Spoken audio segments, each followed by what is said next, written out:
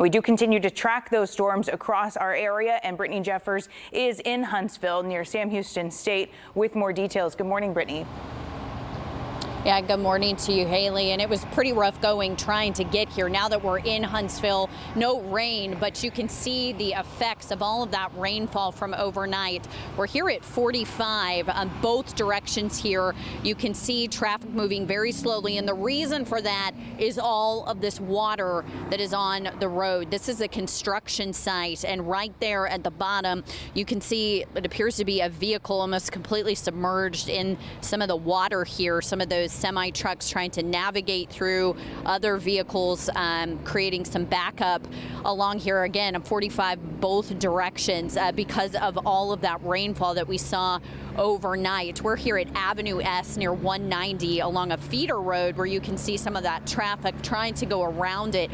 We ventured into Huntsville near Sam Houston State, where, of course, we know they're not going to be holding classes today. Huntsville ISD, that district also canceling classes because of all the significant rainfall. Been checking in with the county, Walker County OEM. It says many roads within the county are simply impassable because of all of the rain that they saw overnight. There was also some down power lines, down trees.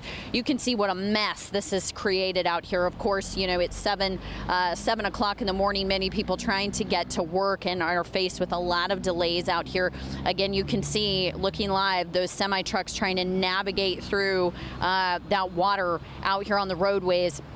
Others just at a complete standstill, and this backs up for miles out here. So all across the city, they're running into some issues because of that rain. We drove in, as I mentioned, a little bit into Huntsville, where we did see some trees that were on the roadways. There was some high water in some spots, but really just a mess for folks as they're dealing with this water this morning. Haley. Yeah, and Brittany, I'm glad that you guys were panning around because it gave me a good idea of where you're at. If you've driven through Huntsville on 45, across the street from you is that kind of new shopping center. That's where the Whataburger is. Correct. A lot of people might stop there on their way maybe to say Dallas.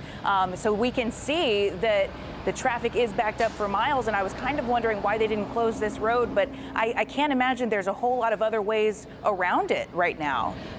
I don't think there's a lot of other options, and I pulled it up on our maps, and you can just see that red for quite a significant amount of time, just the backup. And as we were pulling in here this morning, where there was heavy rainfall from New Waverly here, and at first glance we thought, well, this was just because of the weather.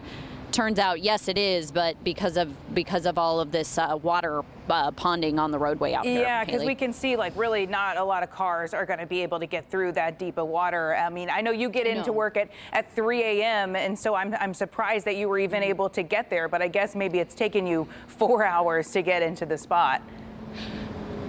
Well, and yes, and we were in Conroe for a while, we were in Willis, and we were in New Waverly, and we actually had to pull over for quite some time because there was just so much rain, so much lightning. You heard Anthony talking about all the lightning strikes that they saw between Willis and New Waverly. We had to pull over because it wasn't safe to be driving.